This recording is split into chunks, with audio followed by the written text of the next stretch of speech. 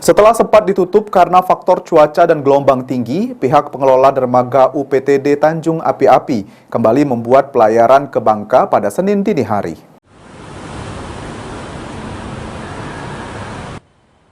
Disampaikan oleh Kepala UPTD Pelabuhan Tanjung Api-Api di Sub Sumatera Selatan, Iwan Gunawan, jika pihaknya telah membuka kembali pelayaran ke Bangka pada Senin dini hari setelah sebelumnya mendapatkan informasi dari BMKG terkait kondisi cuaca dan juga gelombang.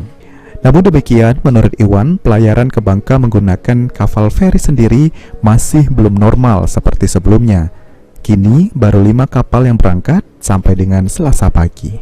Selanjutnya, di Sub Sumatera Selatan, dalam hal ini UPTD Tanjung Api-Api terus melakukan pemantauan terkait kondisi cuaca dan berkoordinasi dengan pihak Pelabuhan Tanjung Kalian Montok Bangka. Kapal pertama Kuala Bate, ya.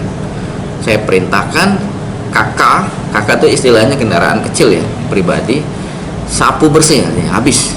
Nah, alhamdulillah semalam habis. Terus utamakan truk-truk sembako truk-truk yang membawa bapok ting, ini bahan pokok penting seperti sembako ya, sayur-sayur yang cepat busuk. Tapi ada juga truk-truk yang kemarin bawa peralatan bangunan ya, seperti kabel-kabel kita mundurkan. Nah, alhamdulillah posisi terakhir kalau nggak salah sekarang udah truk 5, ada sekitar 40-an TS. TS itu artinya truk ya, truk kecil yang ban belum ganda.